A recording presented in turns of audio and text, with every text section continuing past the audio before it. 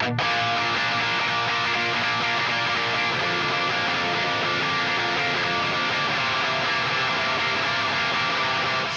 comes the nasty gram.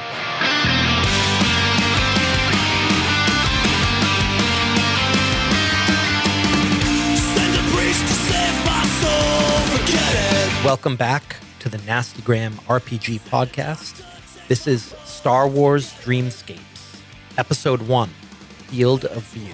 It's the poison to the heart of a cynic.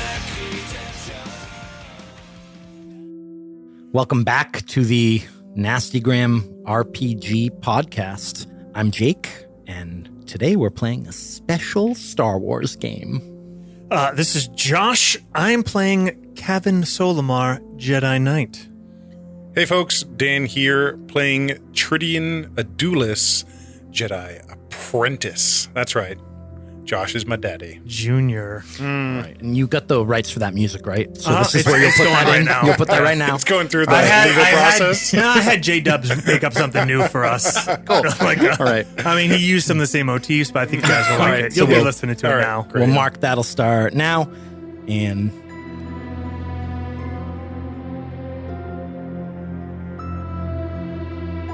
a remote space station in the Outer Rim has called on the Jedi Order for help. 4 murders and 3 missing people in the past 2 months has put the residents of Takari Station on edge and threatened the economic prosperity of their thriving tourism industry. Jedi Knight Kevin Solimar and his apprentice Tridian Adulis have been sent to restore balance to the station.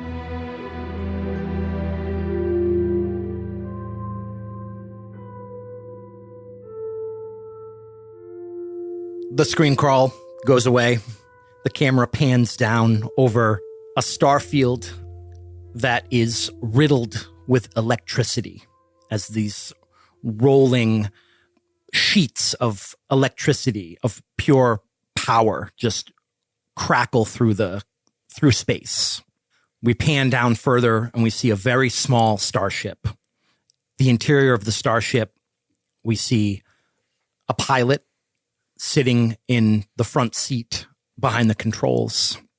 He is a human man with shaved head, pale skin. We see one of those AJ-6 cyborg construct, like Lobo in Empire Strikes Back, on the back of his head, blinking. His hands move across the control extremely fast as he reacts with computer-like speed to lightning strikes and quickly maneuvers this very small transport through this storm. Behind him, sitting in the 2 seats directly behind him in this very small spaceship, buckled in with like the 5-point harnesses, are Kevin Solimar and Tridian Adulis on their way to Takari Station. Picture the inside of this small starship to be not any bigger than like a modern day car. You can't get up and walk around. You're just in that seat. This thing is clearly fast and maneuverable, but it doesn't have any sort of hyperspace capability. You brought your ship, assuming one of you has a ship, to a small way station outside of this storm. And this is the only way to get to Takari Station. You were told that there are very few pilots that can navigate through the storms. As you watch the ship toss and flip and turn, you feel nothing inside as the artificial gravity and inertial dampeners keep the ride relatively smooth. It just looks like the exterior of the cockpit is sort of spinning, but everything inside stays calm. And although the pilot's hands move quickly across all of the controls, he doesn't seem nervous at all. This seems normal. Is this a hired pilot or this is a like Jedi Order? No, this is Specific to this area. Correct. Yeah, Specific. okay. This is a transport that specifically brings people to the station. Like, I imagine in Star Wars lore, too, there's probably people, like, sitting outside of the Kessel Run that specifically can do the Kessel Run. Yeah. Kevin looks over at Tridian and says, "Observe him well. The Jedi often forget to look to those non-force sensitive for excellence. Tridian he didn't turn to look at you when you were speaking, but he's looking at the pilot and considering your words, and he's looking at the mechanized piece that's been attached to him. And he's thinking about the medical procedure that would be required and the sensitivity of it. Because that's where Tridian has spent most of his young life, is in the healing and the medical care of others. And he considers it for a moment, and he nods, but he doesn't say anything. You can see his hands are kind of gripped on the arms of the chair. His knuckles are a little white. He's trying to exercise control, as it were, to represent the Jedi and their ways, but he's having trouble. You know that he hasn't been off-world of his home planet very often. What does Tridian look like? Tridian is a Miraluka, and their eyes no longer work. They're kind of obsolete. They've evolved past them because of the light that's on their homeworld. And so the actor that I would portray him, if you remember the original Blade Runner, Rutger Hauer, he's got that white, shocking, like white hair and fairly angular features. Tridian has a blindfold that goes across his eyes. He does it for kind of social purposes when he's off-world, as what remains there is kind of unnerving for humans. And he's dressed in fairly simple garb. There is a relatively unused lightsaber tucked away in the inside of sort of a long duster jacket. And as I described him, he seems as though he's trying to relax his body. He's trying to let go and calm himself as they kind of hurtle through this electrical storm. Okay. And how about Kevin Solimar? Kevin is in his mid-40s. His hair is kind of medium length, and he has a somewhat a little bit of a patchy kind of scruffy beard that's grown in. You can picture him played by Ethan Hawke, like circa Magnificent Seven about 10 years ago. He's got a lot of white through the sides of his like around his temples, a lot of white hair. Hair's kind of pulled back, wrinkles around his eyes. He's a very measured look to how he takes in the world around him. Kind of a very calm demeanor, eyes always kind of scanning and looking. He's dressed simply, kind of generically, looks like, a goddamn Jedi Knight. He's got kind of basic gray and tan robes. Does he have a rat tail? He does not have a rat tail. His hair kind of goes down like almost in the back. It's almost like shoulder length. And he points to the pilot's hands again and to your hands.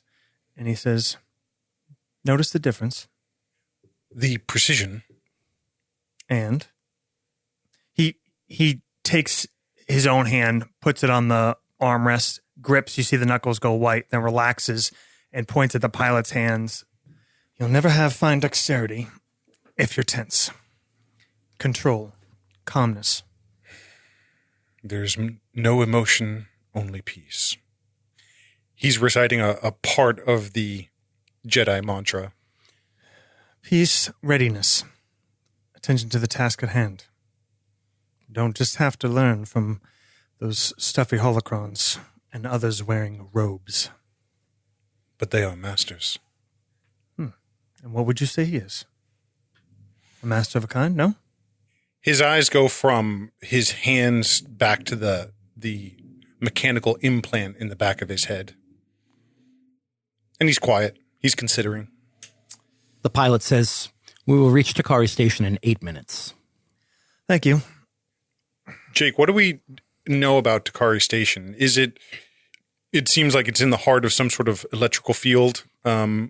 Are they mining? What are they doing out there? You know, from doing a little bit of research before arriving, cut back to, we'll say Cavan has a ship. Yeah. The hyperdrive trip here on Cavan's ship, doing some research on the hollow nets. The thing that you found the most information about are the resorts. There are 11 independently owned resorts at Takari Station. They are tourist destinations. They're generally for people who are in a pretty high income bracket because of the cost of staying there, also the cost of getting there. You're in a pretty remote area. The reason that these resorts are there, the reason that anything is there, the one thing that Takari Station has in abundance is, and I've been waiting a long time to say this, unlimited power. Interesting. And it's most likely harvesting it from this field. Correct. Around them. Yeah. Maybe like it actually at this moment in the cockpit. Okay. Or not in the cockpit, in the back. Cavan says, all right, well, let's hear. What do we know about Takari Station? Did you do the research I asked you? I reviewed the files, and it seems as though it is primarily a resort for the wealthy. It's unusual in how difficult it is to reach it, but that in it of itself is what sustains it, what makes it particular or interesting. He kind of puts his hand out and gestures to the kind of rolling lightning as it kind of moves through these clouds through space. And he says, they have found a way to harvest the power, and they use it to generate nearly unlimited amounts. Only for consumption there. A cursory search did not show any other results or information outside of what the brochures show. I'm not sure who owns it. Dan, why don't you give me a, I think scholar would be a good skill for this, Sure. to kind of represent your research beforehand. So we're playing D6 Star Wars. The way this works is that everything is a skill check. So Dan is rolling a bunch of D6s, and there's difficulty numbers. I got a 15. You got a 15. So a 15 puts him on the higher end of the moderate category. So with something like this, I'm going to basically base how much information I give you on what difficulty category you hit. So you're actually a 16 would have been difficult, and a 15 is the high end of moderate. So yeah, the way this game works, you roll a bunch of D6s, you add it up, and that's the number you hit. There are a few ways to affect that. One of your dice is a wild die. If you roll a 6, you get to roll an extra die. I got a 5. And then if you roll a 1, there's a complication. And then the other way you can affect things like that is with character points. So they're both starting with 4 character points, and that's basically 4d6 that they can spend to increase rolls. Jake, can I, for Cavan, make maybe a different knowledge check to see if I can fill in any other holes? Sure. Tell me what's most appropriate. Planetary systems, bureaucracy, streetwise, or law enforcement. Why don't you give me a bureaucracy roll? It'll be a different sort of information. Yep. I like that. Wow, very good. 10. That is a 20. A 20? Okay. Dan, you I had you do scholar. So you know that the station has been here for a very long time. It didn't start as a tourist destination. It started probably as like a small like research station, and a local population grew around that and expanded the station to the point where it just became a place where people live. Because of the essentially unlimited power, they're able to produce a lot of things on their own. You know, most of their food is like greenhouse grown and stuff like that. And they are relatively self-sufficient for, a space station in the middle of nowhere. Sure. And You said they started out as a research station? yeah, a long time ago. Yep. I mean, it's Star Wars, so, things happen in Yep. thousands of years. Yep. Josh, your bureaucracy role, you know that there is a local government, but they're more or less have no power. The real power is in those 11 resorts, which each have essentially a CEO. So it's and Florida. A quorum. We're going to Florida. You're going to Florida. Yeah. So, they have a quorum that make a lot of quote unquote suggestions to the local government. I believe the real power lies in the hands of those that control those resorts. It's typical. If you're going to a system you've never been to, think of what is the most lucrative endeavor or industry, and in general, the controllers of that will control the rest of the system. What was your role, Josh, again?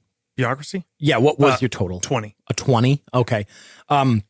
You also uncovered there are some groups, there's some controversy about how Takari Station is very underutilized, how it's used as a resort when it could be doing so much more for the greater good of the galaxy. And this is like the rich kind of resort. Like regular people aren't vacationing here. Probably not. Yeah. I mean, maybe like, if you're like if you're like upper middle class, it might be a once in a lifetime, vacation. But do I think is it unusual to me that they got the Jedi Order to send someone, or is this pretty typical? Like, somebody asks. We're in that time period, by the way.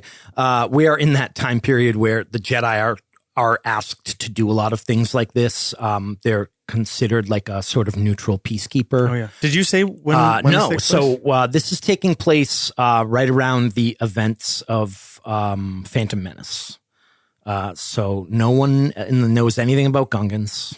no Gungans. There's no Empire. There's no Darth Vader. Okay. All right. Just some kid on a desert planet we could kill and wrap it up. Yep. You could restore balance to the universe. Yeah. And what do you think would be particularly bad for this industry? The ship suddenly banks and does a full 360 turn, and you see this flash of lightning, this ball of lightning in front of you that you narrowly avoid.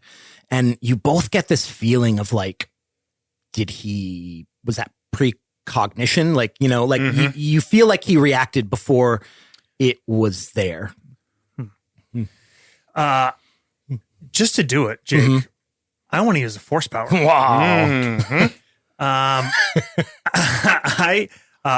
I've played Star Wars, D6 Star Wars since 12 years old, maybe 30 years. I don't think I've ever played a Jedi. Yeah. That's crazy. So I'm going to try to use Sense Force. Okay. Oh, wait, never mind. Nope. It cannot be used to specifically detect sentient. Yes, this is weird. It doesn't. I thought it was more Sense Force potential. Sorry, I don't have that. This power is used to sense the ambient force within a place. There must be force everywhere. If fucking Correct. blindfold. Oh yeah, we're gonna talk there. about that. Yeah. Let's pause. You look actually. If you want to look at life sense, I think if you roll high enough, you can sense force. with Okay, that. So why don't you check that out while I ask Dan about your Mirluka vision? Yeah. So I think actually in newer versions of Star Wars, like 5th edition versions of it, there is an actual force power called foresight that Jedi use if they've been blinded or something like that. And it's sort of a grayscale world, I think, for the most part. But the idea is that as the Force moves through all things, that they are able to understand the world around them and see the world around them through the Force. And it's a little silly, and there's some hand waving going on. A lot of hand waving. A lot of hand waving. We were talking like about screens are pretty baffling. But Can you look in a mirror?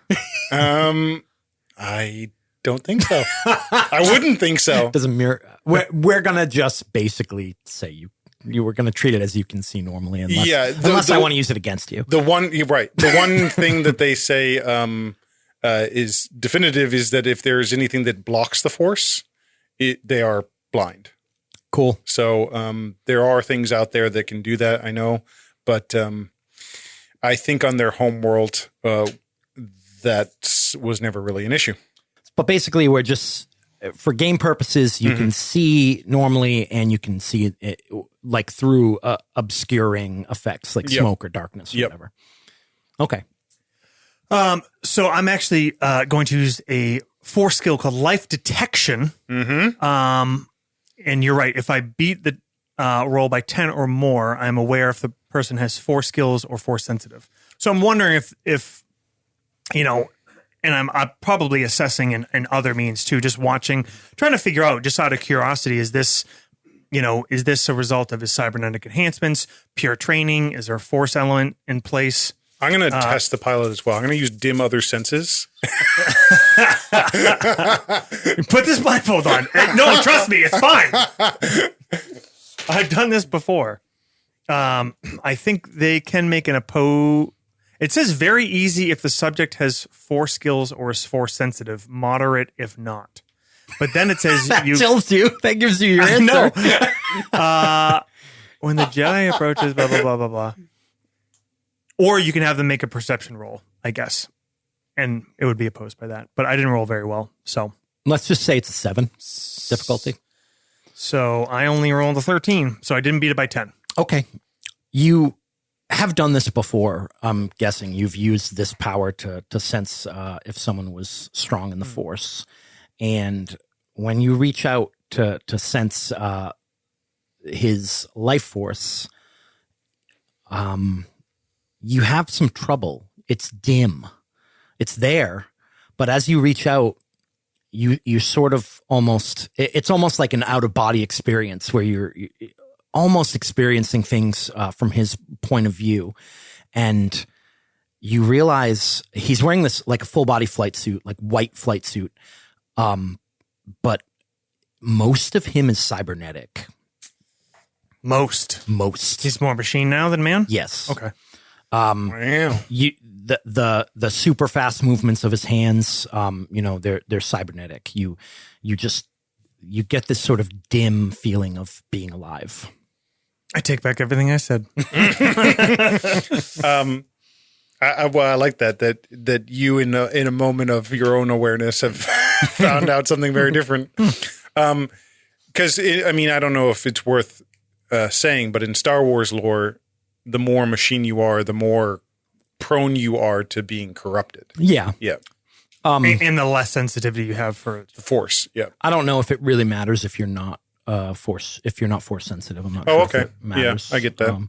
I'm sure it does in some level, but if you're not force sensitive, you can't be corrupted by the dark side. I don't know. They make up their rules. C-3PO's got like force points. Yeah. So do we. We'll make it up. But I'd say, if it were D&D, I would say you don't get a feeling of evil. You get a feeling of neutrality. You get a feeling of okay. You get more of a lack of feeling. Pilot. Yes. Do you know, are they aware of expecting our arrival? Captain Zaguer will be waiting for you in the landing bay. Oh, thank you. You come through the storm. The crackling electric blue through the glass dome of the front of the ship clears, and in front of you, you see this space station. It's a massive saucer shape, very thin, but extremely wide. It's 5 kilometers in diameter. Welcome to the metric. Did you write your height and weight on your character sheet, Dan? In meters. 1.8 meters, Yep. 80 kilograms. The rest of the world is like, yeah. Absolutely. So this massive disc sits in the middle of open space.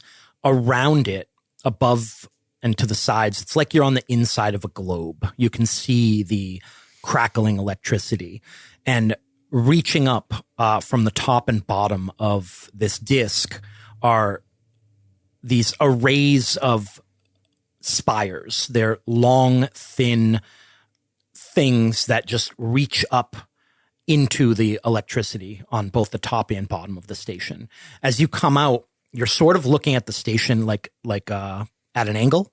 It's just a long disc, but the ship turns as he approaches to sort of orient with the station. And here's a quick drawing I made while you guys are making your characters to get an idea. Oh, shit. Looks like a flying saucer with all of these spires on the top and bottom. And those spires some of them are as long as 500 meters. And as you approach, they're thick too. They're like telephone poles or even thicker. Oh, but they're not like buildings. No, they're not buildings. They're just arrays that conduits to collect the electricity. energy. Yeah. So you can't visually looking at the station see the different resorts like as you get closer, you can. Okay. Yeah. So as you approach the station, you come in sort of above it, and you get closer, and you can see sort of arrayed around the exterior of that saucer shape, all of these different resorts. They all have, what did I wrote something down for them. What did I write down? The resorts, here it is. Fashioned to the outer edge of the main disc, the resorts look like a collection of elaborate, gaudy jewels. Each one is splendid in its own unique way, with unique architectural styles and shapes and cultural influences. But they very much look sort of put on, like they don't match the style of the main station. Interesting. What relatively, like how big are they compared to the rest of the station? They vary in size, but if the station is 5 kilometers from like in diameter, I mean, they're like the smallest one might be the size of a football pitch. Yeah. Wow. And the largest one might be like a few city blocks. Really fucking pandering to our international audience. Well, I figured if we're using meters, we have to. It's about the length of a cricket wicket. Apparently, there's a famous cricket player that has the same name as me. Really? Yeah. No shit. Yeah. Kevin turns to Tridian and says, as we come in view of the station, we get closer. The answer I was looking for was bad publicity, like murders. Tridian sort of nods his head slowly. Well, let us see what this captain has to say. What more information we can learn. As you come in closer to the station, the ship banks, but again, because of that artificial gravity, it doesn't feel like you're turning to the side. It feels like the station is being rotated up above you, and you come in close and actually start kind of flying around the outer edge of that disc, making your way to wherever the landing bay might be. But you're pretty close to the surface. And we'll say, Tridian, you kind of look out the window on your side, and you can see all along that outer edge. You catch like a movement, and as this train comes into view and then goes back like underground, you realize that it must loop the entire exterior of the station. The size of the station would belie the overall purpose. He's looking at it as you see kind of that flicker of a train like disappear back into the station. You pass one resort that looks, it's definitely got a shield around it, like an energy shield. And it looks like water inside it. It looks like it's an entire underwater resort. I believe 20,000 credits for a week's stay. I am still stunned out here in these places where so much is done for so few. There's a flash of lightning. Tridian, it is blinding, completely blinding to you. Everything just goes white. You And see his like head like wince. Cavan, you see this lightning kind of shoot down one of the spires and into the station. And at first you think like, oh no, but just seems normal. So it came from the spire, It like hit one of those spires and Yep. like an arced down, like kind of arced off of a bunch of other spires and then right into the station. I kind of looked to the pilot. No reaction. No reaction. Tridian has turned his head away from the kind of the It's like a window. flashbang went Yep. off and it sort of slowly starts to come back. And apparently that's how those resources are gathered for those few. Prepare for landing. It's impressive. Gravity will be shifting in 3, 2, 1. It's greedy, says Tridian as You suddenly feel like you're on your side, like you feel pulled to one side. the weight. Yeah. Yep. These massive open doors into the side of the station. You come in, you see a bunch of other small transports similar to the one that you're in, and he brings the ship in, lands it. It's very small, so very easily maneuverable. And looking around, you see that's how all the transports are. There's no buses. There's no coach. No shit. There's no like cargo. Right. No kidding. At least not in this hangar bay. Yep. Yeah. As we land and we prepare to disembark, whatever, Kevin turns to the pilot and says, "Nice flying. Can I ask, how did you know that energy surge was about to strike in front of the ship?" An increase of 5,000 megajoules.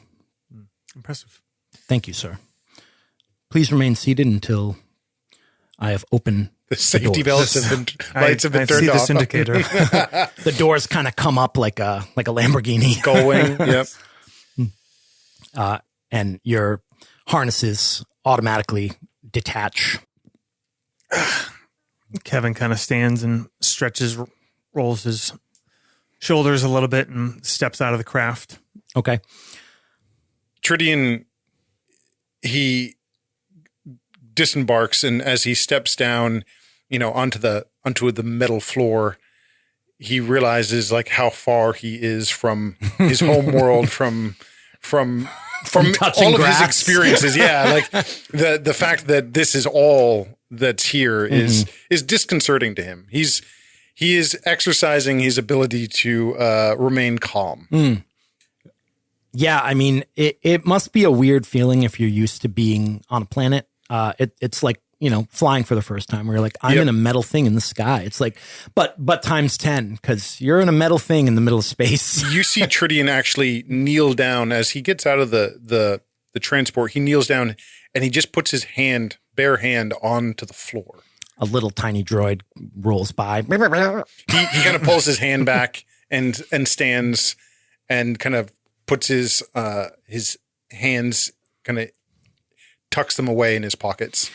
There's not a ton of activity in this hangar bay. There's a few other ships similar to the one that you just got off of. You see another pilot that looks a lot like the one that brought you here. And you see a few droids maintaining ships.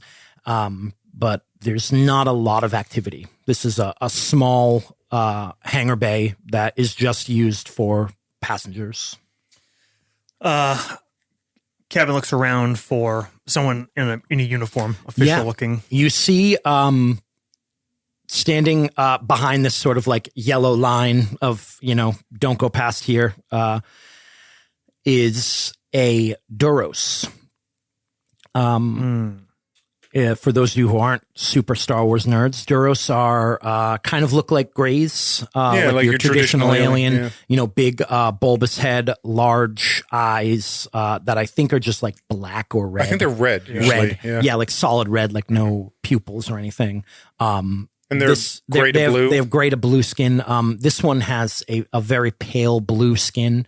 And she is wearing what looks like some sort of station security, police law enforcement type uniform. It's like a kind of form-fitting black and gray with a little bit of body armor built into it. Like you can tell that there's the equivalent of like Kevlar and protective gear. Tell me about the form that's fitting. Yeah, I mean, I guess you know it's a female because of the form. I don't really know. I mean, it's a Duros. They probably all look the same to you because you're racist. Wow. And of course, you can Eyelashes. You can That's see the force of the uniform to tell And the that force of the gender. because form-fitting clothes and loose flowing clothes have very different force. Force, auras. auras, Different aura. 100%. The more I think about it, the dumber it gets. Like I was thinking of like Stop thinking about it. like he turns and he like smiles to you and you're like you see the force fucking emotion. Your of force a- teeth. Yeah. Yeah, it's a weird one. All right. She does have a blaster in a holster, and she is flanked by a pair of droids. They don't look like security droids. They look like just utility droids of some sort. They're very like kind of thin framed, built to lift things. Tridian kind of says, he kind of tilts his head down, and he says, I believe we are looking for Captain Zagara. I would assume that is her right there. The Duros? He turns. He sometimes he acts almost like a blind person in that he just leaves his head down or kind of facing in a direction that you wouldn't assume that he's focused on what's at hand, but he does focus in on the captain. So the ship you just got off of powers down, and on cue, I think, Cavan, you realize this. As soon as the ship powers down, she walks forward. And you get the immediate impression of like, here's someone that's very much all about like the rules. Protocol. Right. Okay. Like do I not don't cross approach the- that line Yeah. until Okay. So as soon as that ship powers down, she starts walking forward, these two droids behind her. Cavan has a small bag that he grabs, throws over his shoulder, and turns to walk towards the Duros coming towards us. Tridian has a Meet roller halfway. suitcase. Oh, yeah. Good afternoon, gentlemen. I am Captain Segar. Captain, it's a pleasure. I am Cavan Solimar of the Jedi Order. This is Tridian Adulis? or- Adulis. Adulis. Tridian Adulis. We've been sent to assist in a situation you've been having here, I understand. Yes, please. The droids can take your luggage. You see that they actually like walk over to the ship and look for like baggage. Like a baggage thing opens on the back of the ship, and it's probably empty. Yeah. Yes. Yep. I just unshoulder the bag and hand it out towards the droid. Same. Just like you each have like a small bag, Yeah. basically. Yep. Toothbrush. Quite a impressive station. Thank you. I've lived my whole life here. As I said, my name is Captain Zaguer. Please come with me. I am the lead investigator on the case that we've asked you to help with. It was me who requested the Jedi assistance. Of course. I have been assigned to help in any way I can to facilitate your investigation. He kind of just points his arm like, lead on. Yeah. She walks you out of the hangar bay. She's speaking into, common, right? Yeah. Yep. Basic. Basic. Yeah. Wrong. Oh, did you guys pick languages? I have translation. I think maybe like one language for every die of knowledge is, I think that it was either a house rule or something. I think it was house rule. Yeah. It is a language skill. Yeah, and then if you have the language skill, I'd say like one more language per Okay. die in that. I did not take the language skill. And neither you did. But So you both know three I languages. I You do both have a 3 knowledge. Do you have translation as a No. horsepower? I have it as a horsepower. So she walks you into a hallway, the door shut behind you, and immediately that sort of hustle and bustle of being in a port, the emergency klaxons and all the weird noises just go away. It becomes very quiet. Think like Star Trek Next Generation type hallways, you know, Okay. like pretty wide, spacious, well lit, a lot of like indicator like lights and stuff on the walls that to help people who aren't from here get to where they're going. As soon as you come into that hallway, you see a list of like different places to go. You see it says And it'll basically say like a name, and then there'll be a line that you follow down the hall. So you see it says the loop with a line, and then under the loop it says the name of a bunch of resorts. And then you see it says the loop with the name of a bunch of resorts that had and it goes the other way down the hallway. I'm kind of assuming is it Zigar? Zigar. Isn't really talking about like the case out in public. She hasn't said anything else. So Kevin isn't talking at all, but really trying to observe as we go through, just trying to get a sense of this place. Anybody that, we see walking around, like how much security is here, like how many, are we in like separate like areas? Do we see tourists coming through? You see occasionally you see people pass you. In this area where you are, it is a mix of tourists, which are pretty obvious. Everywhere in the galaxy, it's pretty obvious when someone's a tourist. And people who seem like they're just kind of getting on with their day, doing their whatever task. Okay. But everything is very sort of clean, very sterile. The people you see in this area, like you don't see anyone who looks like unsavory. She starts walking down the hall, and then she holds up an arm, and you see that she has this data pad on her uniform. Looks like it's part of her uniform. She punches a few things in, and she says, do you have personal data pads or any way that I could send you information? Yes. Tridian pulls out from his jacket like a small data pad, and he sends her the code. Yeah, you airdrop it. Mm-hmm. Yeah. Do you have? She says comm links. He gives both sort of our exchange. transponders to her as well. She says, very well. I'm going to send you all of my files from my investigation. I will highlight things that I believe are more relevant. Again, she stops in the hall and turns and says, I'm quite pleased that you have come to help with this. Well, I hope we can be of assistance to you. Well, would you like to get settled into your quarters or jump right into things? We're quite ready to begin. I'm sure that you have some urgency. Perhaps you can start with filling us in on the events as they've transpired and what information you've been able to gather. She says, absolutely. We have a repulsor vehicle waiting. We can speak when we are outside of earshot. Of course, understandable. Tridian is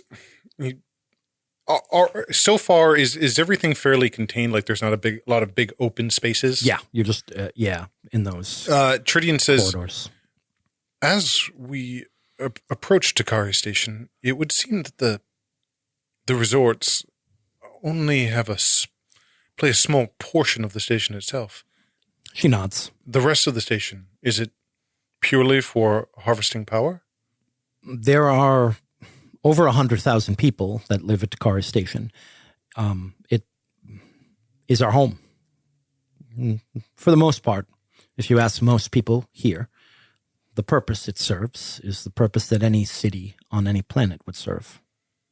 It is our home. You did say you were born here. She nods. Is that unusual for residents? No. Most people are born here, and most of us who are born here never leave.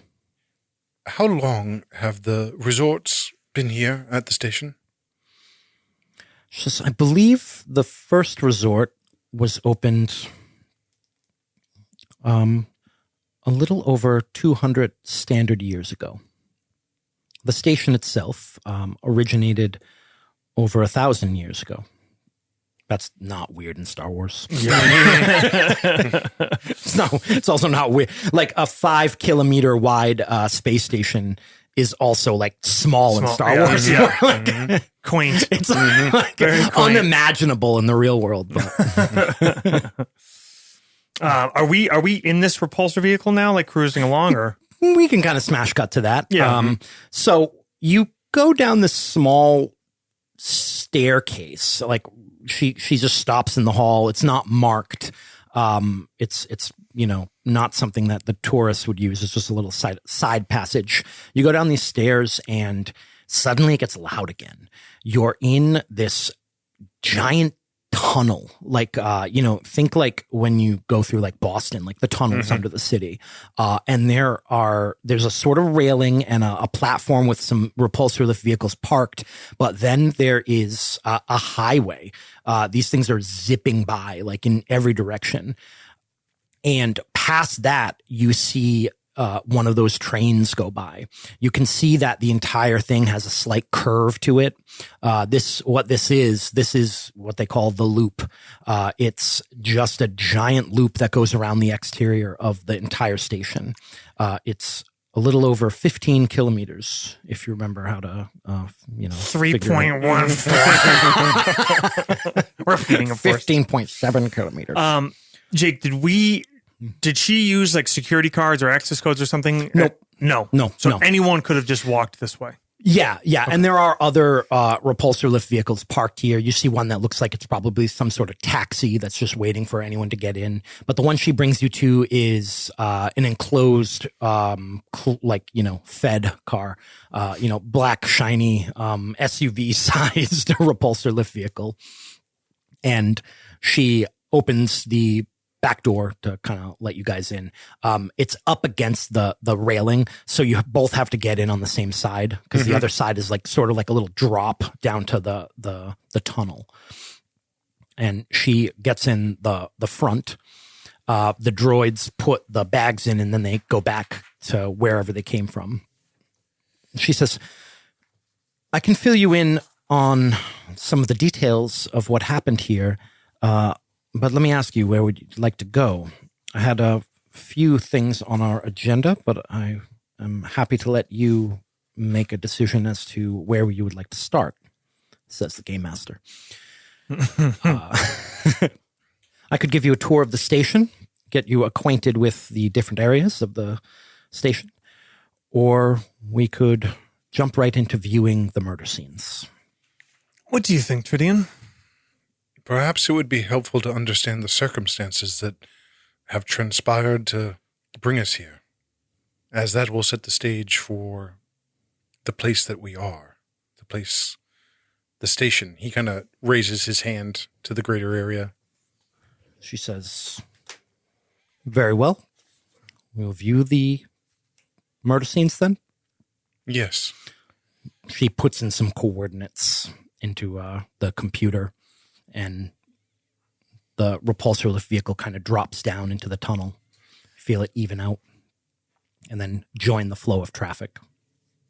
And what can you tell us again? Confirm the number of incidents you've had, and we really have.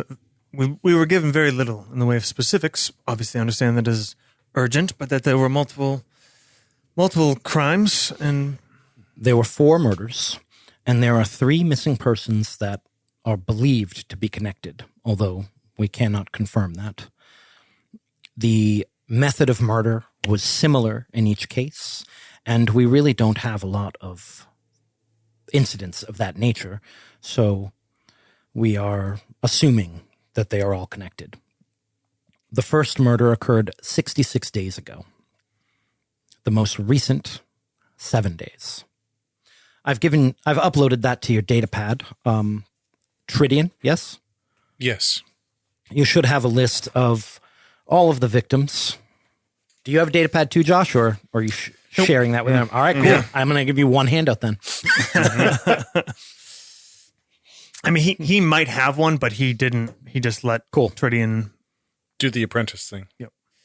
I have not been able to establish any connection between the victims. They're variety of genders, ages, and species. They are all different. Tourists or residents? No tourists. And none of the murders occurred within resorts. The resorts tend to have their own security, and their security tends to be quite robust. Each resort, their own private security forces? Each resort has its own private security, its own private everything. Interesting. Not unlike the corporations and some of the systems I used to work. Very similar. And how many, roughly, what is the population of the station? Those that reside here full time, and on average, how many tourists are here at a given time? 100,000, I believe you said. She nods. She's watching the tunnel ahead, but she says 100,000 is as of the last census, I believe, was the estimate of how many full-time residents there are at the station. As for the resorts, each resort has anywhere from a few hundred to, I believe the largest one has rooms for up to 2,000, although they have not been fully booked recently. Have these murders been any part of affecting that? Yes. There is pressure from the quorum to solve this. Of course, bad for business, I'm sure. And the murders, you said that they are similar as to the nature of them. She nods again. How were they performed? The condition of the bodies was similar in each case. But I'll be able to show you that in just a few minutes. We're approaching the security checkpoint for Ruloth, one of the resorts. Cavan hasn't looked at the data pad at all. He's, either looking and listening to the captain talking or looking outwards, just observing like where we're going through. It says Ruloth. And is this a larger or smaller resort? It's one of the larger ones. So the murder happened on resort grounds, but was not. No, none of the murders happened within resort grounds. Oh. We're going to Ruloth because they have been generous enough to lend us some of their equipment to help in the investigation. Understand. Not that there would be a rearview mirror, but she kind of looks at you in the, she kind of looks at you in the rearview mirror. And she's a detective. She's good at reading people. She says, do you, understand why these resorts are here? To generate income? Yes, but here in particular, they all use some quite advanced technology that requires immense amounts of power. We saw the power display on our way in. Do they use this power for their patrons, as in yes, procedural? Yes. Are these medical clinics? No. They are... What do they call that? Like when you go to Turkey to get like... Yeah. Medical tourism. Medical tourism. Yeah. See, here in America, we have to do that. In England, they call them getting your turkey teeth. Oh, God. That's crazy. Mm-hmm. You go through a checkpoint. You see two heavily armored guards as she pulls up, and she doesn't open a window or anything. They just scan the vehicle, the exterior of the vehicle, validate her credentials, and just helmeted head just kind of nods, and you guys are let through. As soon as you get past this checkpoint, you go through these gates, and it's like going into Disney. Like you go through like the gate, and it says like Ruloth on the like this big like sort of ornate metal gate that you would see on like a palatial estate. It feels like you're outside. There's trees, there's grass, there's like beautiful gardens, and you see her dashboard kind of go into like an autopilot setting, and the vehicle slowly kind of rolls through this area, and you can see in the distance space. You can see the crackling electricity far beyond, but there is like a sort of dome over this particular resort. And it's made to look like you're on like a lush sort of garden planet.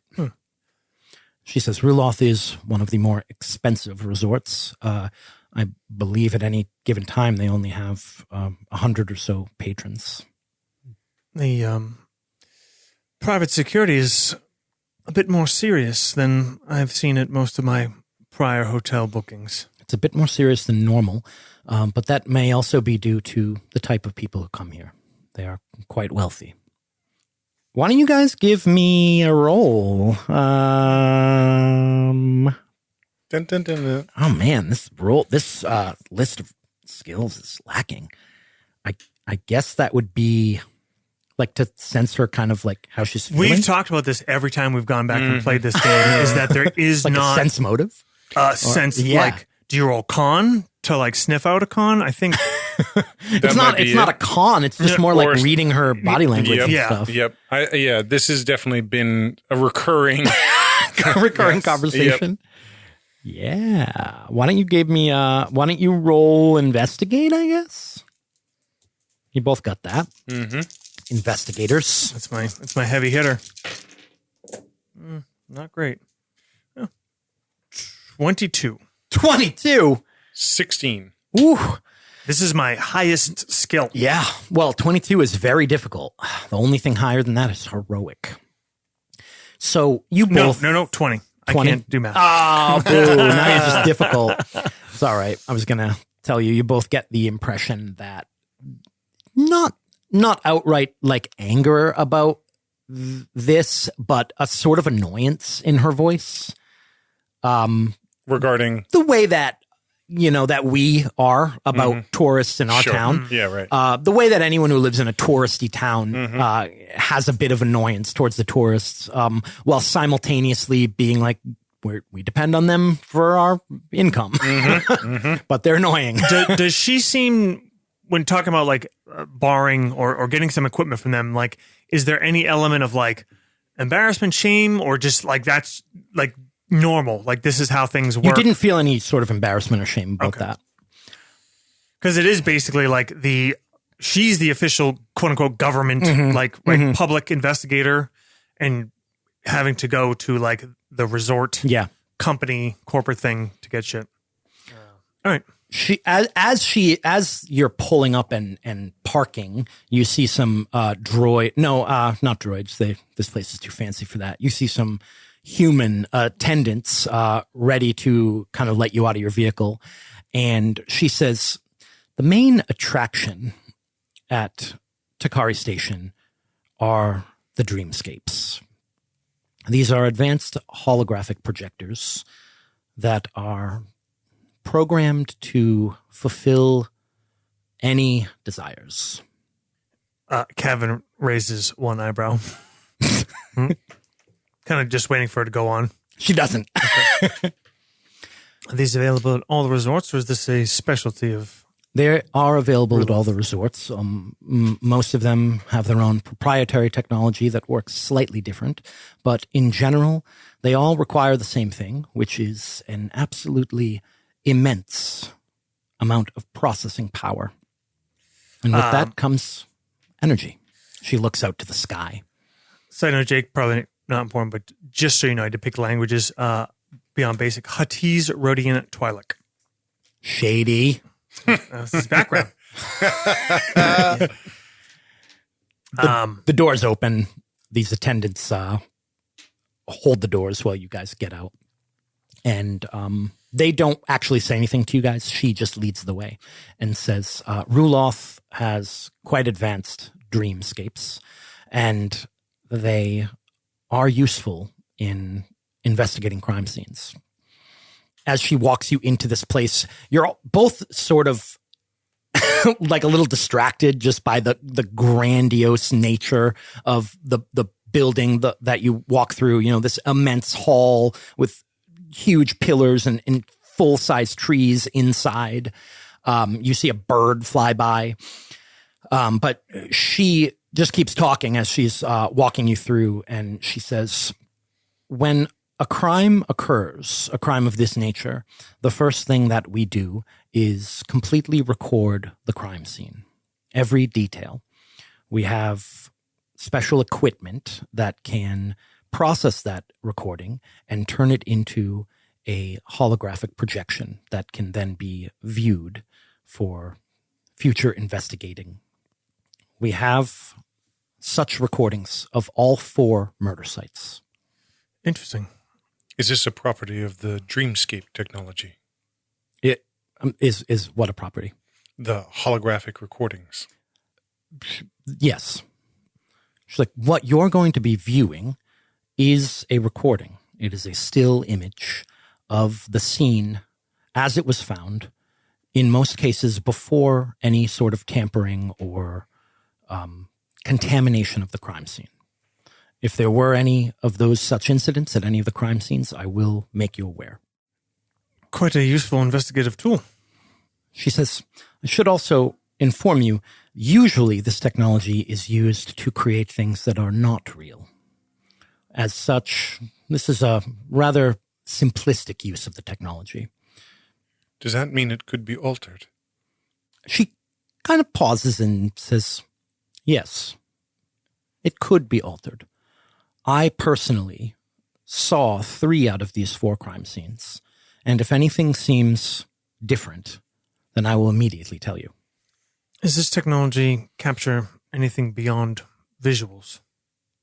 Audio, smell, certain electrical frequencies that different races are more accustomed to experiencing. I'm sure my associate will be able to... I'm sure he'll be perceive totally fine, everything. and he'll be able to see the Force force Ghost, within the hologram. You use the force recording hologram option. Force record. It's just like a holocron. That they really- expected Quite dramatically increases your power consumption and data needs. A lot of gigs, terabytes even. You know, Josh, maybe I should give Dan a penalty when we're in there. Go with the force. You should give Dan a penalty for even allowing the Mirror Luca. Yeah. Oh, shit. No. Okay. She brings you to this sort of waiting room where you prepare to go into there. You see these like elaborate suits hung up. They look like full sort of body gloves with a lot of electronics in them. She doesn't do anything with them. There's like seats, and you can see that normally people would maybe like, have a snack or a drink in here while they wait for their experience to upload. But she goes to a computer terminal and punches in some information and says, well, if you'd like to get started, have you reviewed the 4 murders? Do you know where you'd like to start? At the oldest first. Jelona Tane. Jelona Tane. She's loading that into the system. Human, female, age 57, occupation school teacher.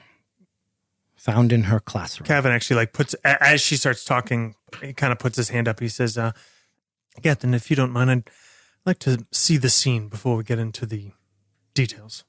He still hasn't looked at any of the documents or the holopad. Okay. I think Tridian has worked with you enough to know that this is typically how you operate, and so hasn't offered it either. The door opens to this room, this sort of globe-shaped room with it's like you're on the inside of a globe, and you can tell that the whole thing can kind of pivot and move. And you can see, before anything turns on, you can see all these sort of projectors and sensors in the walls. Welcome to the Mugar Omni Theater. And the two of you make your way in. She says, just walk to the center of the room. The doors close behind you, and you hear her voice on like an intercom. And walk to the center of the room. It may feel a bit disorienting at first as I load the program. I am Kevin. Going to use a little bit of force powers here. As the scene is loading, he just tries to kind of clear his mind, uses concentration, and he's going to have his eyes closed. And then after the scene is set, he's going to try to magnify his senses, really just kind of focus in. So like as it's loaded, his eyes are closed. He's kind of been blocking everything out and, kind of very deliberately opens his eyes and takes things in with every additional sense, a sixth, maybe even a seventh sense. What are you rolling? What are you using? The concentration is kind of just flavor Okay. fluff. Magnify senses is actually a very easy roll. And there's no actual mechanical. It's sort of a GM hand wave thing. It basically just enhances. It's described as enhancing. Perceive things that are otherwise impossible without aid. He can hear noises beyond normal hearing. Can't hear or see beyond normal species frequencies, but can see visible things over distances that would require use of macro binoculars, identify scents and odors that are too faint for human senses, things like that. So kind of just flavor-wise, enhance. Right. You close your eyes and you clear your mind and concentrate. Make sure I didn't botch it. And as you open your eyes, the room has changed. You're standing in the middle of a classroom. It's pretty spacious. There's a large circular rug below you. And on the outer edge of that rug are a bunch of circles with different numbers on them in that weird Star Trek language, or Star Wars language, but it's just kind of numbered. And on the outer walls on either side of the classroom are these two large screens that are right now showing just like a landscape of a planet. It's essentially a screensaver that's on them. On the other wall across from you, there's a bunch of shelves with kids' names written on cubbies where they can kind of put their stuff. You see a few small tables with small chairs, like little kid-sized chairs. The tables are empty. And then you sort of turn around, and behind you is the body. You see sort of right behind you, lying on the floor, face down, is this woman. She's wearing like a blue blouse, although it is soaked in blood. You see that the blood has kind of seeped to the edge of that rug and started to get absorbed into the rug, where it's started to change color. And right beyond her, right past her, is a shelf of plants with like grow lights above them, and a few of them have been knocked down. There's soil that's sort of spilled into the blood, and this plant with its roots out just on the ground next to her. As you kind of look at that and you make your way up to her head, you see that the top of her head has been cut off above across her forehead. The entire top of her skull is missing. You're like near her feet, so you can't see past there. But a quick sort of scan around the room, and you see her skull. You see her hair, this long white and blonde hair attached to the part of her skull that was cut free. It's about 2 meters away from the body. Tridian, make a sanity check. we're playing Cthulhu, bitches. Tridian walks slowly around the body and then kneels down with a what would be a look at like into her skull. So you sort of, I think, instinctively avoid the blood, like kind of step around it, even though you don't need to. And you make your way to the front of her, and a really weird thing happens. Really extra weird for Tridian because he's not very computer savvy. But when you're like, you play like a video game and there's like a graphical glitch. Yep. As you walk around to the front of her, there's this stark line where there is nothing beyond it. You can see the original floor with the sensors and projectors in it. there's a gap, there's a missing section. And as you walk around the front of her, there's just the image just sort of ends. You can't see into her head. You can't see that part.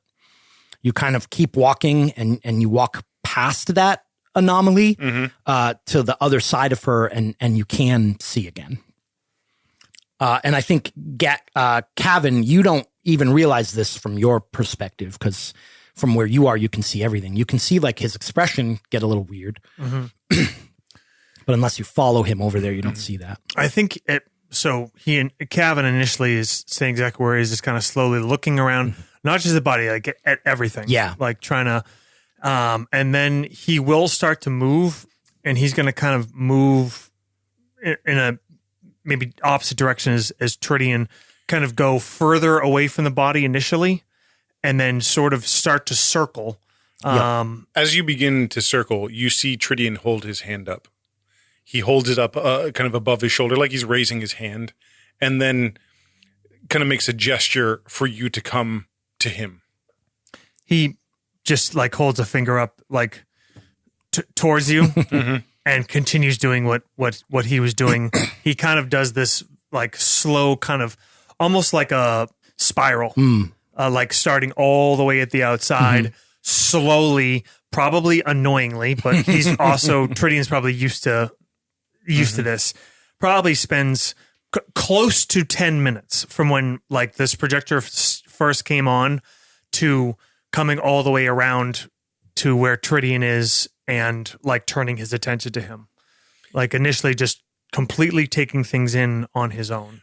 I think maybe from the Captain Zagar's perspective, because I'm sure she's watching us, you know, even gesturing towards one another, neither of us spoke the entire time. We sort of cut to her, and we can see like she's watching you on a monitor, and what she sees is just the two of you in this empty room. Yep. You know, like she doesn't see the projection. Like she just sees you walking around an empty room.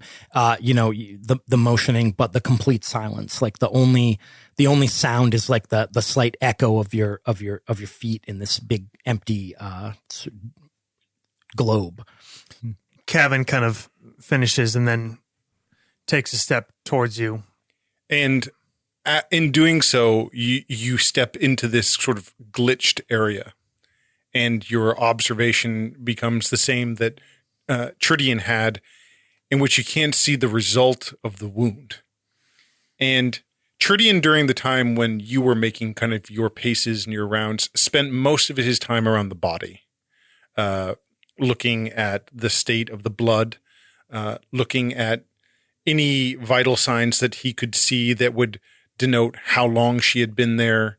And specifically, he's frustrated because the wound is at the moment concealed from him. And that will tell him a lot. Cavan just kind of frowns and squints his eyes a bit at this seeming disruption or glitch. He tries a few different angles to see, does it basically seem like any way you try to get a look at the... Yeah, there's just missing data, essentially. Yeah. What about the part of her head that was removed? You walk over there and you start looking at it. It's the way it's positioned is cut part down, like on the floor. You know what I mean? It's like the laws of physics when you drop a piece of toast. Right. And you can see the wound, the exterior part of it. You know, you can see a decent amount of the wound. But that piece of her is visible. There doesn't seem to be any sort of glitches or anything there. But we can't tell what damage there was to like brain matter, for example. Correct. Yeah. Okay. Same with the main body. Like if you walk back around to the front and look at her face, you can see like along her forehead and above her ear, you can see where that cut is. The cut itself, can I examine that and make some sort of determination as to what could have done it? Give me a medicine roll. I've cut women's heads off with lightsabers. Does it seem similar to... Dear Lord. Wait, you Josh or you Cavan? So, but seriously, Cavan knows Tridian, and his strength's enough to know that, not that he's not paying attention to the body and the wounds, but he knows that he knows more about like medical stuff than I do. So his focus, Cavan's focus, is more on the scene as a whole and trying to get a sense of how this happened, like the plants knocked over, or the what unfolded here more than just the body itself. Yep. So that's what Cavan's trying to. So why don't you give me an investigate roll? Okay. I got a 22. I rolled a 6 on the wild die and got to roll it again. I do kind of want to use the force power because you can actually use concentration to like do the whole, but it seems like overkill. I want to maybe save not that. yet. I Yeah, want to save save that that for like a for- special yeah. moment. We're only at the first crime scene. This is true. Don't feel like you have to go to every single crime scene. Yep. 19. All right. Cavan, you... You know what? I'm gonna use a character point. Okay. Yeah. 19's right on the higher end of difficult. 23.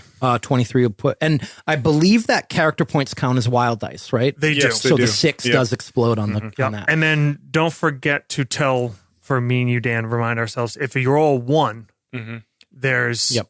That So can, the options are normal roll, a complication, or subtract the other highest die from the pool. Okay. Yep. Yeah. So if I want you to just fail Not on a wild die or just on on a wild a die. 1 on excuse the me, on a wild die. character point or on a wild die? Wild die. Okay. Yeah, and I like the complication idea. I Yep. think that is Yep. narratively the coolest. But if I just want to say you fail, like Just drop it subtract down. your other highest, you're probably going to fail.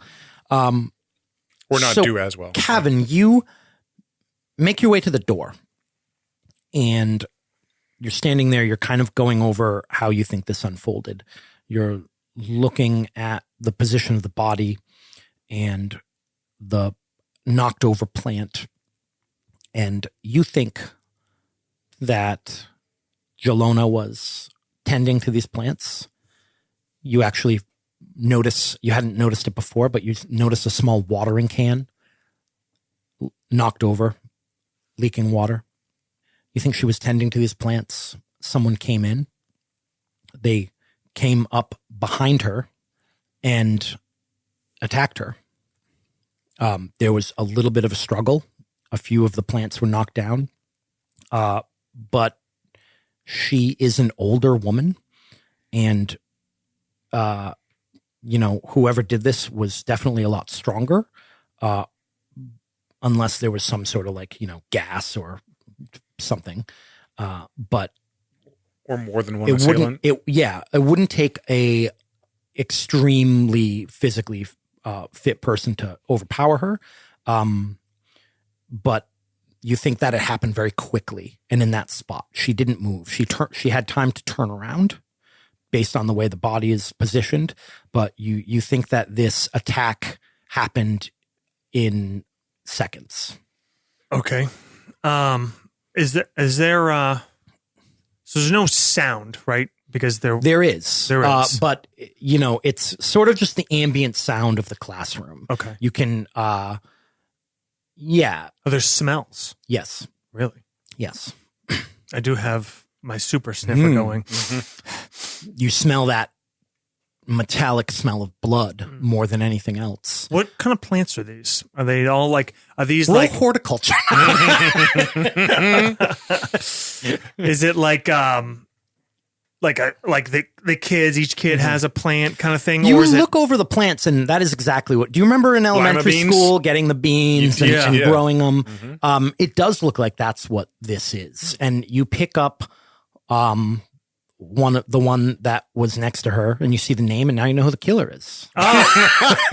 it was Tommy? You reach instinctively for the plant to pick it up, and your hand goes through it.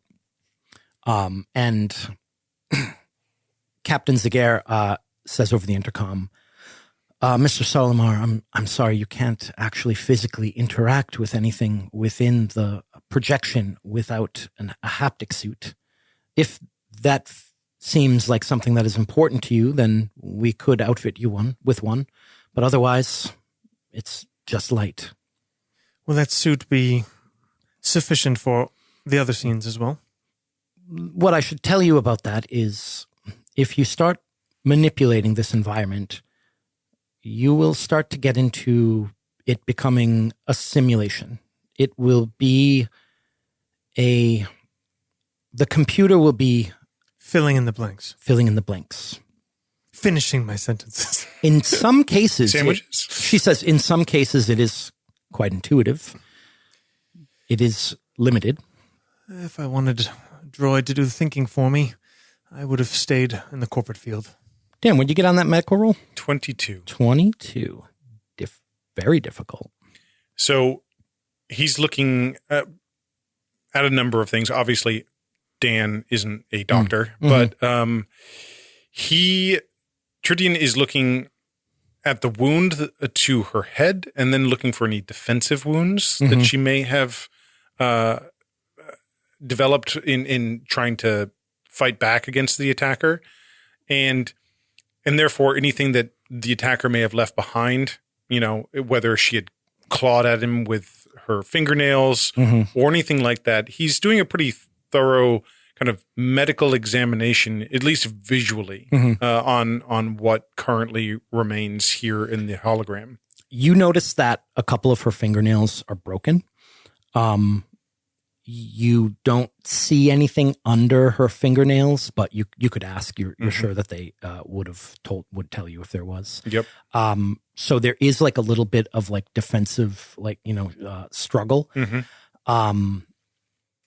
And so it seems to you like she was grabbed and tried to fight back.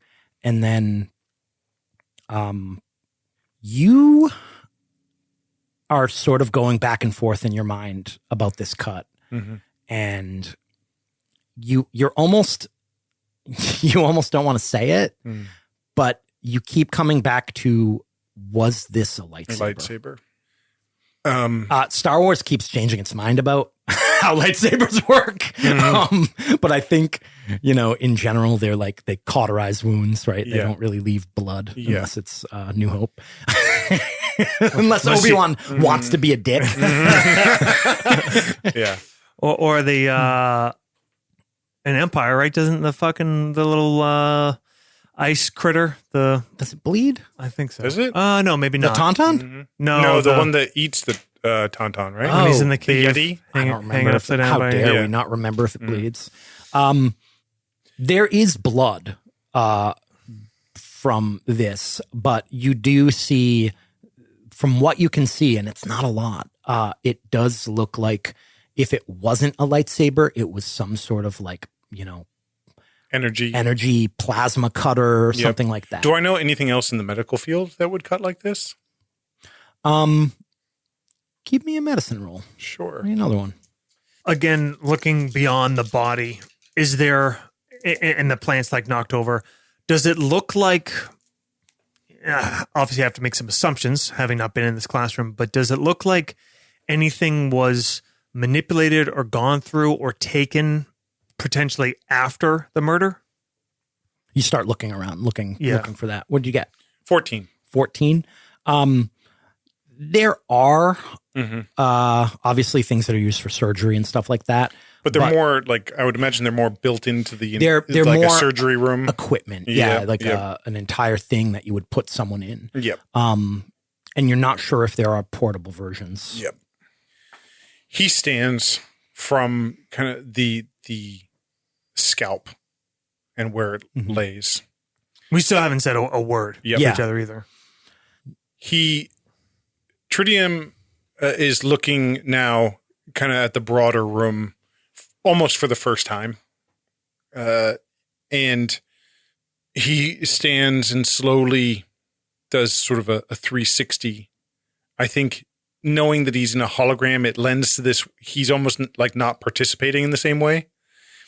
And then he goes over to the cubbies of all the kids.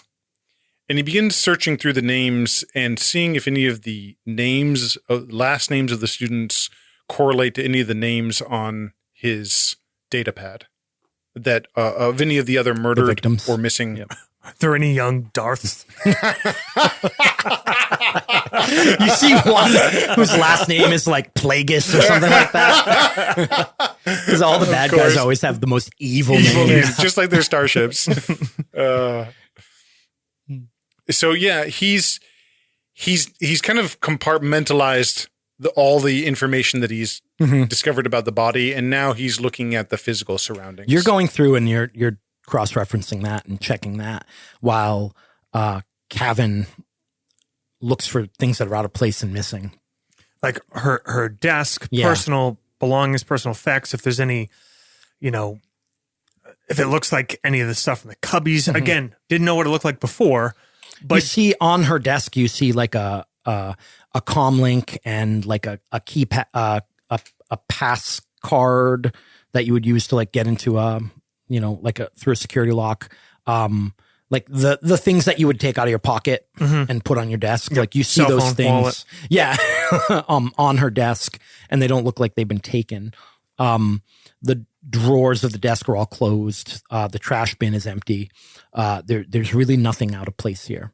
And then kind of timing wise, I just think it would be cool if Cavan finished that up, and then as Tridian is walking away from the body, kind of without a word, Cavan just walks towards the body. And he kind of kneels down over the body as now Tridian starts working in the rest of the room. He's looking at the body, not so much like for wounds specifically. He's trying to get a sense of like the emotion and mindset of this person. Again, it's recording, so it's not like he can really read it, but like, expression on the face, any like lingering fear, shock, anger, like I don't know how much he's going to be able to get through a recording of that, but he's kind of focusing on that and like and emotional things thinks he can draw from just like how the body might have fallen. Does it look like this was like a single wound and the person dropped, or was it like, was there rage behind it? Were there like follow-on strikes? Was there any, things like that? Yeah. Not so much specific medical cause of death, but like motive-based kind of things. Go ahead, give me another investigate roll. Ooh, it's a big one. That's a 22. You spend a long time studying this scene, and there was a lot of violence here, but you're having I think you instinctively, without even trying, usually call on the Force when you're in these scenes to get that like a sort of emotional resonance, and there isn't any of that in this room.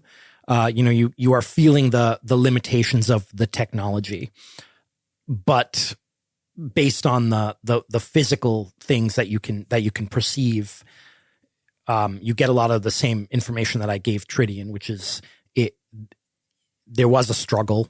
You think she was, grabbed, tried to get loose, and then this person, probably while holding her, did this. And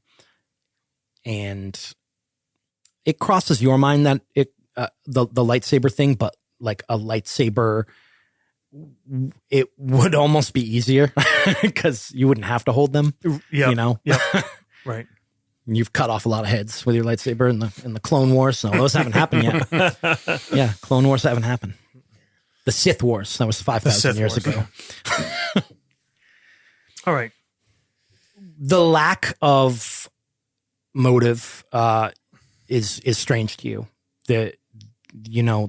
Nothing was taken. Stolen, yeah. There doesn't seem like there was any sort of rage. Like there wasn't. It doesn't seem like there was. It wasn't like torture or anything like that. After Tridian has gone through the cubbies and the names and done a cursory look of the classroom itself, he stands by the doorway like he's ready to leave. That for Cavan, like when he goes through a scene, he's basically trying to do his own version of this. He kind of maps scenes in his mind to like replay and go back through. That is one of his Jedi powers. Mm-hmm. So he had been doing that kind of through the whole initial part of this process, and he kind of just keeps looking down at her face for a while, looks back at the plant once more, and then around the room, a couple more minutes, and then kind of eventually moves back to where you are. Jake, none of the names correlated, correct? Correct. Yep. Captain, who performed the recording of the scene? There's a pause, and then she says the name of the person. I got so many names, guys, and I didn't think I'd need this one. Should have realized I'd need this one. That would be Sergeant Bailnick, One of yours? technology specialist. Is there a problem? Would you please come down here? The doors open. That weird sort of like Star Trek holodeck thing where like a door appears and opens, and you can see the other room behind her. Tridian begins walking across the scene. She walks in. And has and walks to the position around the body where the glitch is. She sighs as soon as she walks into view and says, apologize, gentlemen. This is exactly what it appears to be. This area was not recorded properly. Even the most advanced technology is not perfect. Perhaps we can load up the next scene, Captain. Yes. Are we continuing to go in order? Tridian? I think it's wise. She leaves. We might be able to discern a pattern if one is evolving. The scene changes. You're in a public arrest room. Tile walls. What? Sorry. White and blue tile. It's fairly clean. No graffiti or anything like that. Large mirrors on one end with sinks of various heights for different races. And a few different types of stalls for different waste removal. Dude, Star Wars bathroom has to be crazy. Wild. Conservatives in America are upset about fucking. You have no idea. You need all sorts of different tubes and fucking crazy. buckets. Yeah. You see a splatter of What's this galaxy coming to? I was in a bathroom the other day. There was a Gamorrean poop extractor right next to me as I was just trying to do my business. 3 seashells. Everyone uses 3 seashells. There's a splatter of blood on the mirror and on a sink, sort of mid-drip, dripping onto the floor. And on the floor below the sink is a Mon Calamari. Oh, I'm sorry. The first one was a human, correct? Yes. A human woman. Mm-hmm. It's all in your data pad. Mon Calamari man, dressed in what you would consider like sort of, actually, it looks like almost like a butler or type, service worker, probably from one of the resorts, like uniform. His head has been cut open. That large bulbous head, actually like below and across one of his eyes. But again, his head is cut open, and the blood is sort of seeping into all the grooves of the tile. I think the scene kind of plays out in A very almost similar, maybe the same way. Yeah, fashion. Tridian, maybe you go right over to the body. Yep. Carving takes a while, standing, looking around, and then again going out, doing this. Calls the number for a good time. A different pattern, but still like a steady pattern moving through. Tridian, as you're walking towards the body, you see an eye, a big Mon Calamari eye. Like it looks like when the top of the head was cut off, the eyeball sort of like plopped Fell out of and, the socket. it's just kind of sitting there and on the tile. And you're getting a little more used to it now, so you step through it and approach the body. You go right for the open brain pan. Yeah. You make your way right over there, and as you are walking up to the hologram, it reaches out and grabs your leg. What? The hologram? Fuck? And that's where we'll stop. Oh my man! fucking smells like low tide in here. It's not what they're for.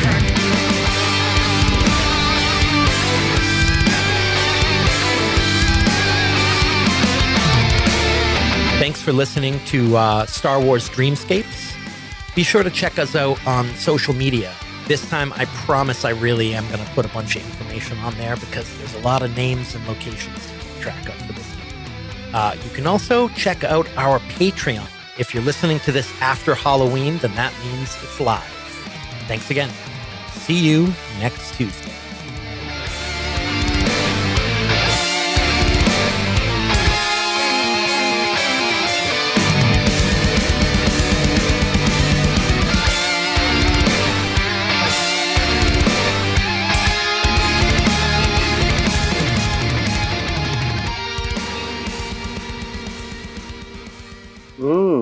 That's nasty.